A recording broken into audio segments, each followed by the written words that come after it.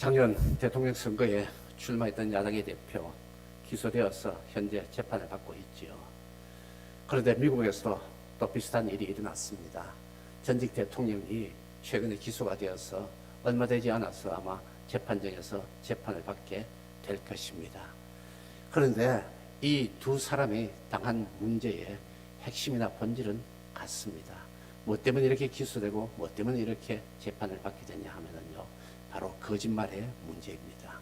한 사람은 거짓말을 했다는 혐의를 받아서 현재 기소되어서 재판을 받고, 또 한 사람은 다른 사람들로 하여금 거짓말을 하도록 뒤에서 사주를 했다는 혐의를 받고 그렇게 기소되어서 지금 곧 재판을 받을 것입니다.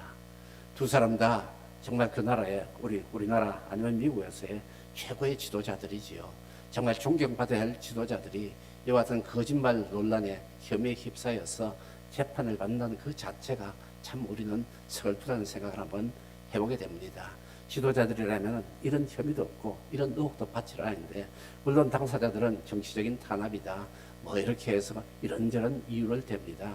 물론 또 재판의 결과가 나와봐야 하는 것도 사실입니다.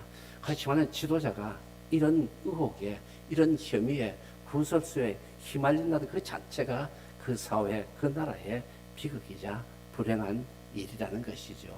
어디까지나 지도자들은 존경을 받고 존중을 받는 그런 어떤 덕스러운 위치에 있어야 하는데, 이런 혐의에 휘말리는 그 자체가 그러는데, 이것이 우리 인간들의 한계입니다.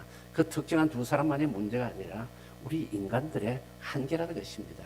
우리가 어떤 신분에서 어떤 위치에서 어떤 일을 하든지 우리는 거짓에서 유혹에서 정말 벗어나기 어렵다는 이 사실, 우리는 언제나 마음에 새게 해야 하고, 우리도 그 형편이 되면 우리도 어떻게 될지 아무도 장담을 할 수 없다는 사실도 우리 스스로 마음에 새게 됩니다. 누구를 향하여서 손가락질하고 누구를 향하여서 비판하고 누구를 저주하고 정죄하기 이전에 이것이 나의 모습이 될 수도 있다는 사실은 언제나 우리가 마음에 새게 하는데, 오늘 본문에도 보면은 거짓말하는 내용들이 그냥 이렇게 나오고 있습니다. 먼저 누가 거짓말합니까? 대제사장들이 거짓말을 합니다. 그리고 그 당시 장로들이, 서기관들이 거짓말을 하고 있습니다. 왜요? 그들은 예수님을 체포해 왔습니다. 예수님을 끌고 대제사장들로 데리고 왔습니다. 그리고 나서 어떻게든지 예수님을 죽일 혐의를 찾고자 거짓 증거를 찾았다고 이렇게 합니다. 59절에 보니까 대제사장들과 온 공회가 예수를 죽이려고 그를 칠 거짓 증거를 찾았다 그러죠. 거기에 또 맞춰서 또 그냥 또 같이 또 그냥 덩달아서 거짓 증인들이 많이 나왔다는 것이죠. 그러니까 이 당시 예수님이 계시던 이 시대에 있어서도 대제사장들 최고의 지도자입니다. 그리고 또한 장로들 사회적인 지도자들이죠. 서기관들 정말 또 존경받는 그런 어떤 종교적인 지도자들이기도 합니다. 그런 이런 사회적인 종교적인 지도자들이 예수를 치기 위하여서, 죽이기 위하여서 거짓 증거를 찾고, 거짓 증인들이 거기에서 또 그냥 또 부하내동해서 그렇게 또 일어나고, 이런 현상이 일어나고 있습니다. 그래서 정말 이들은 예수님을 칠 궁리를 했죠. 이런 사회적인 지도자들이 이렇게 거짓을 증거를 만들어서 하고 있습니다. 이들은 왜 이랬을까요? 자기들의 기득권을 유지하기 위해서, 자기들이 손해를 보지 않기 위해서, 어떻게든지 자기들의 유익을 위해서 이렇게 야비한 거짓말마저 만들어내고 있습니다. 거짓 증거를 만들어내고 있잖아요. 이것이 누구 어떤 사람들입니까? 바로 예수님을 대적하는 사람들의 모습입니다. 지금도 세상에는 예수님을 대적하는 사람들이 많이 있습니다. 교회를 대적하는 사람들이 많이 있습니다. 우리 그리스도인들을 대적하는 사람들도 많이 있습니다. 이들은 정말로 야비한 거짓말을, 거짓 증거까지 만들어 꾸며대어서 이렇게 세상을 혼란스럽게 하고 자기들의 유익을 취하고 있습니다. 그런데 이들뿐입니까? 예수님을 따르던 사도 베드로도 참 부끄러운 모습을 보이는 이 내용이 오늘 본문에서 소개되고 있습니다. 베드로는 예수님이 붙들려 가시자 따라서, 그러니까 대제사장 집까지 갔습니다. 그래서 예수님이 신문을 받고 계시는 동안에 이 베드로는 바깥들에 앉아 있었습니다. 그러자 주위에 있던 한 여종이 너도 같이 이 예수와 함께 있었다고 말하니까 무슨 소리냐, 무슨 얼토당토하는 소리냐 하면서 시침을 뚝 잡아댑니다. 그러자 너도 같이 있었잖냐 하니까 나는 모른다고 말합니다. 그리고 그 다음에 또다시 또 다른 사람이 말하니까 나는 모른다면서 자기는 예수님을 모른다고 그렇게 말하고 있습니다. 3년 가까이 따라다녀 놓고 이렇게 그냥 모른다고 시침 딱 잡았다면서 거짓말을 하고 있습니다. 왜 그랬을까요? 바로 예수님을 안다 그랬다는 자기도 예수님같이 붙잡혀가지고 어쩌면 자기도 신문과 고문을 당할 것이고 어쩌면 자기도 죽음을 당할지도 모른다는 이 사실 때문이었습니다. 그는 두려웠습니다. 죽을까 두려웠습니다. 고생할까 두려웠습니다. 고문받을까 싶어서 두려웠습니다. 그래서 어떻게든 이 예수를 안다고 했다가는 피해를 당하고 엄청난 어려움을 겪을 거라는 그런 두려움 때문에 그만 응급결에 저는 이렇게 모른다고 했다고 봅니다. 그런데 응급결에 했다고 하기는 또 3번이나 또 그냥 그렇게 하니까 참 이 응급결에 했는데 그래 됐지요. 그래서 왜 이렇게 했을까요? 바로 그는 당당하지 못했습니다. 정말 비겁했습니다. 어떤 면에서요. 비겁하다 보니까 응급결에 자기 떳떳하게 나는 예수님을 안다, 나는 예수님을 따른다고 말을 못하고 그렇게 그냥 응급결에 모른다라고 거짓말을 했습니다. 지금 우리나라에 일어나는 것이죠. 안다는 범위와 모른다는 범위가 어디까지냐. 열심히 그냥 법률가들, 법정이들 말로 그냥 말장난들을 치고 있는데 아무튼 이 사도 베드로는 자기 3년 동안 따라다녔던 스승을 모른다는 거짓말을 했는데 왜 이랬어요? 바로 두려움 때문이었는데 왜요? 자기가 피해를 입을까 봐. 결과적으로 이 대제사장들이나 서기관들이나 그 다음에 사도 베드로나 이 거짓말을 한 배경에는 근본에는 뭐가 있을까요? 바로 이들은 바로 자기의 유익이 언제나 가장 앞선 사람들이었습니다. 자기가 조금이라도 더 유익을 취하려고 아니면 자기가 조금이라도 피해를 당하지 않으려고 어떻게든지 자기들의 행복과 자기들의 편안함과 자기들의 유익이 언제든지 자기들 삶에 있어서 전부이고 최고였기 때문에 최우선이었기 때문에 이들은 제사장들은 야비한 거짓말을 하고 그리고 또한 비열한 거짓말을 하며 사도 베드로는 그냥 또 그렇게 응급결에 참 비겁한 거짓말을 그렇게 하게 되었습니다. 그래서 여러분 우리가 살아가면서 정말 자기 유익을 추구하는 삶은요 어떤 위치에 있든 간에 이런 거짓말을 하게 되고 어떤 위치에 있든 간에 비겁한 모습을 보일 수도 있고 비열한 모습을 보일 수도 있습니다. 그리고 이다 대제사장들과 이 사도 베드로의 공통점은 뭡니까? 전부 다 이 시점에 있어서는 예수님을 부인한다는 것이죠. 예수님을 거역하는 대제사장들은 비열한 거짓말을 하고 비열한 행동을 합니다. 그리고 예수님을 부인하는 사도 베드로는 비겁한 행동을 하며 비겁한 거짓말을 하고 있습니다. 그래서 여러분 우리가 예수님을 거역하든지 예수님을 부인하든지 예수님을 떠나서는 우리는 거짓된 행동을 할 수밖에 없고 거짓된 말을 할 수밖에 없는 연약한 죄성을 가진 인간들이라는 이 사실 우리가 언제나 마음에 새겨야 하겠습니다. 반면에 예수님은 어떤 모습을 보입니까? 예수님은 이렇게 끌려와서 신문을 받습니다. 온갖 거짓 증거를 드러냅니다. 많은 거짓 증인들이 나왔습니다. 온갖 말을 잘해도 아무 말도 안 하십니다. 묵묵부담입니다. 말 같은 소리, 비방하는 소리, 비판하는 소리 대꾸할 필요도 없는 것이죠. 그리고 단 예수님은 자기 자신을 변명하고 변호하거나 할 필요를 못 느끼고 있습니다.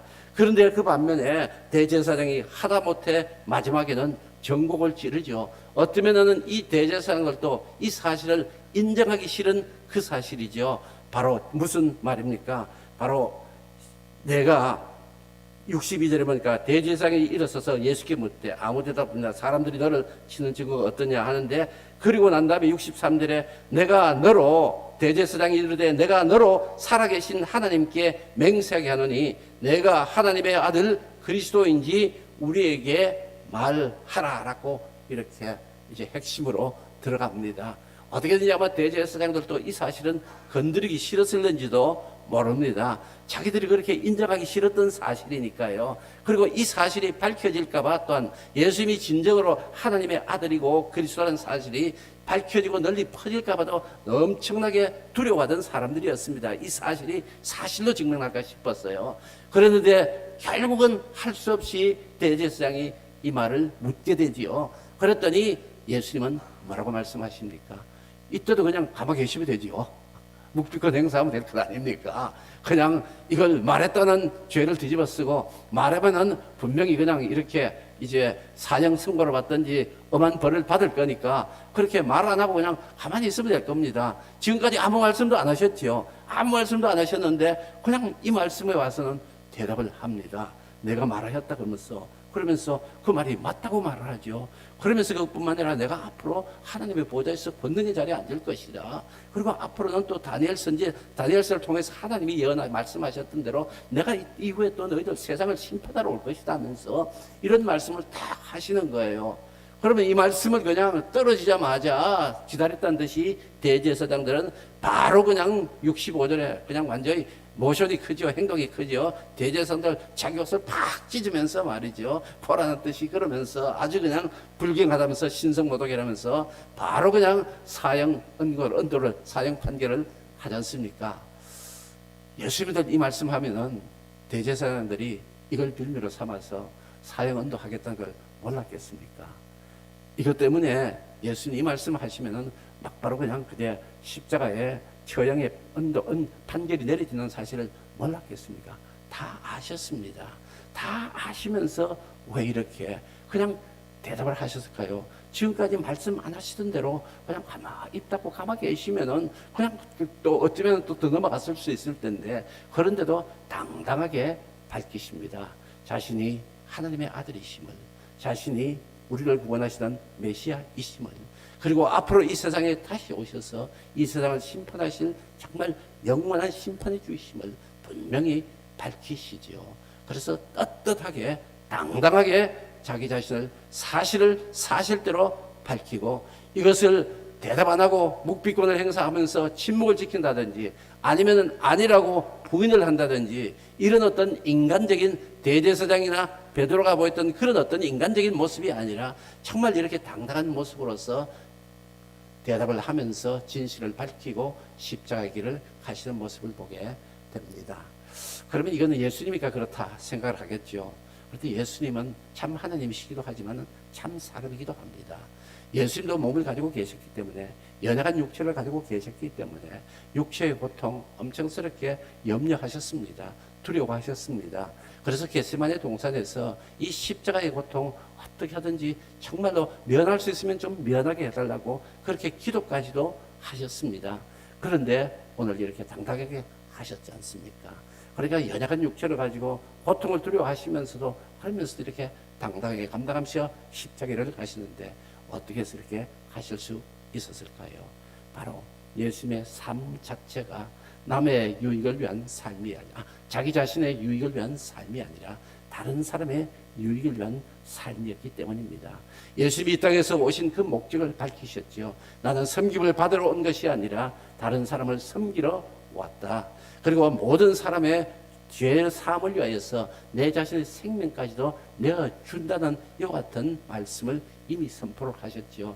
그래서 예수님은 일생 살아가시면서 언제든지 나의 삶의 목적이 무엇이고 삶의 방향이 무엇이라는 것을 어느 한시도 잊지를 않았습니다. 그 방향이 무엇입니까? 언제나 우리와 같은 죄인을 구원하는 것이 그 삶의 방향이자 삶의 목적이셨습니다. 그리고 이것을 한시도 잊지 않기 위해서 우리 예수님께서는 새벽에도 이른 미명에 일찍이 일어나서 한적한 곳에 가셔서 기도를 하셨습니다. 그리고 마지막 십자가의 이 고통을 앞에 두고는 정말로 겟세마네 동산에서 간절하게 땀방울이 핏방울이 되도록 그렇게 몸부림치면서 기도를 하였습니다. 왜요? 내가 내 자신의 유익을 위해서 내 자신의 무사함을 위해서 십자가의 길을 피하지 않게 주옵소서. 그리고 다른 사람의 유익을 위해서 정말 이 세상에 많은 불행한 사람들의 불쌍한 사람들의 영원한 형벌에 갈 저 불쌍한 사람들의 구원을 위하여서 저들을 위해서 내가 십자가의 고난의 길을 갈 수 있게 해달라고 그렇게 기도를 하였습니다.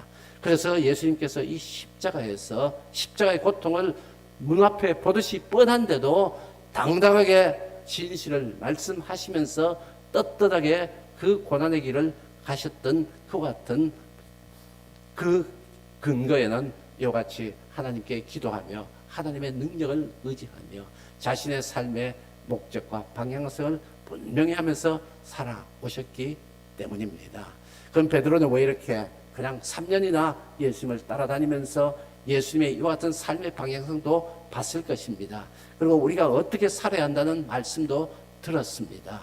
그런데도 불구하고 결정적인 순간에 자기 자신의 목숨이 하나님의 뜻보다도 더 소중하였고 자기 자신의 유익이 다른 어떤 사람의 유익보다도 더 우선시 되었습니다. 왜 그럴까요? 인간의 자기의 힘으로만 감당을 하려고 했기 때문입니다. 베드로는 결코 이런 일이 없으리라고 장담을 하였던 사람이기도 합니다. 자기 자신으로서는 그랬겠죠. 내가 어떻게 주님을 배신하느냐, 부인하느냐 하면서 어떻게 내가 주님을 버릴 수 있겠냐 하면서 자기는 절대로 그런 일이 없을 거라고 장담을 했습니다. 아마 그것이 베드로의 본심이었을 수도 있습니다. 그렇지만 우리는 이와 같이 장담을 하더라도 우리 힘으로서는 고난을 온전히 감당할 수가 없습니다. 우리도 위험한 순간이 되고 피해를 볼 순간이 되고 생명의 위험이 있는 그런 순간이 될 때 우리도 어떻게 변할지를 모릅니다. 말씀드렸던 그 우리나라의 최고 지도자 그리고 또한 미국에 있는 미국의 전직 대통령 그들도 왜 그렇게 만약에 사실은 왜 그런 상황이 됐을까요? 바로 자기들의 유익을 자기들의 이익을 포기하지 못했기 때문입니다. 결정적인 순간에는 내가 살아나야지 내가 피해를 봐서는 안 되지 내가 손해를 봐서는 안 되지 이런 우리 속에는 죄성이 자기 자신의 이성과 모든 판단과 분별력을 지배했기 때문입니다. 그래서 우리 인간의 힘으로서는 도저히 감당할 수가 없습니다. 그리고 우리가 어떻게 해야 될까요? 언제든지 우리가 정말 어떤 위험의 순간에도 고난을 두려워하지 않고 당당하게 떳떳하게 믿음의 길을 갈 수 있도록 하기 위해서는 우리도 언제나 기도해야 합니다. 그래서 예수님께서도 베드로에게 기도하라고까지 분명히 말씀을 했는데 그는 너무나 피곤하였던지 잠자고 말았습니다. 이 아침도 우리는 예수님의 고난에 참여하기 위해서 이 자리에 나와서 이렇게 예배를 드립니다. 이렇게 기도할 때는 우리가 기도를 해야 합니다. 물론 아침에 일어나는 거 힘듭니다. 아침에 직장에 가는 거 가야 되지요. 이런저런 우리의 현실 사정을 이렇게 보면은 정말 기도하면서 하나님의 도움을 구하면서 내가 진정한 떳떳한 당당한 믿음의 길을 갈 수 있는 하나님의 자녀가 되게 해달라고 간구하는 거 쉽지 않습니다. 왜요? 우선 눈앞의 현실에 눈앞의 유익에 그 우리는 너무나 급급하기 때문입니다. 그래서 여러분 이번을 계기로 해서 이 자리에 오신 여러분 정말로 이 세상 내 혼자 힘으로 살아가다가는 내가 호언장담을 아무리 하고 내가 아무리 굳은 의지를 인간적인 의지를 지금 가지고 있다고 하더라도 우리는 베드로와 같은 그런 상황이 되면 어떻게 될지 아무도 장담할 수가 없습니다. 그래서 우리가 바른 길 갈 수 있도록 지켜주실 수 있는 분은 오직 하나님 한 분입니다. 우리가 하나님의 뜻을 따라서 온전한 믿음의 길을 갈 수 있도록 당당하게 떳떳하게 비겁하지 않게 비열하지 않게 믿음의 사람답게 살아갈 수 있는 길도 하나님이 우리를 도와주실 때 가능하다는 이 사실 우리가 언제나 마음에 새겨야 하겠습니다. 그래서 여러분 힘들어도 기도하면서 하나님을 의지하기를 바랍니다. 피곤해도 때로는 현실적으로 많은 어려움이 있더라도 그것보다도 더 중요한 것은 기도를 통하여 하나님의 도우심을 받아 하나님의 능력으로 세상 살아가는 삶이 훨씬 더 지혜롭고 현명한 삶이기도 합니다. 그래서 이런 기회 또한 우리 다시 기도하기를 바랍니다. 아버지 하나님, 내가 이제 정말 예수님께서 이 땅을 살아가셨듯이 나도 내 자신의 유익을 위해서 내 자신의 이해관계에 얽매여 살아가는 삶이 아니라 조금이라도 다른 사람의 유익을 위해서 그 사람들의 유익을 앞세우면서 살아가는 삶이 되게 해주시옵소서. 내 인생을 내세울 것이 아니라 다른 사람의 인생을 먼저 생각해보며 다른 사람의 유익을 먼저 생각할 수 있는 나의 삶이 되게 해달라고. 예수님께서 이 땅에 섬기는 삶을 사셨듯이 나도 섬기면서 비록 그 길이 고난의 길이 되고 그 길이 바로 죽음의 길이 되더라도 내가 더욱더 섬기는 삶을 살 때 언제나 하나님만을 의지하면서 기도하면서 살아가게 해 주시옵소서. 그러면서 언제나 말씀이 나의 삶의 중심이 되게 달라고 기도하시기를 바랍니다. 베드로도 이렇게 일시적으로 순간적으로 자기 힘만을 의지하다가 참 비겁한 실패를 하고 말았지만은 거짓을 말하지만 결국은 예수님이 하시던 말씀이 생각이 나서 나가서 통곡을 하면서 이제 회개를 하게 되죠. 결국은 우리를 바른 길로 인도하신 것도 하나님의 말씀이고 우리가 빗길로 갔을 때에 되돌려 주는 것도 하나님의 말씀인데 이 말씀과 기도가 우리의 삶에서 중심이 되는 믿음의 삶이 되기를 바라겠습니다. 매일 성경 밑에서 두 번째 문단 읽고 마치겠습니다. 죽을지언정 주님을 부인하지 않겠다고 장담하던 베드로는 예수님의 예고대로 3번이나 예수님을 부인했습니다. 예수님을 미워하는 세상 속에서 예수님을 따르며 사는 일은 각오와 결심만으로 되지 않습니다. 기도하며 하나님의 마음에 맞닿아 있는 상태를 유지하지 못하면 시험을 견디지 못합니다. 내가 세상에서 예수님의 제자임을 숨기고 살지는 않는지 돌아보며 기도를 통해 예수님의 제자로서 버젓함을 지킵시다. 아멘. 주님 가르치신 기도로 마치겠습니다. 하늘에 계신 우리 아버지여, 이름이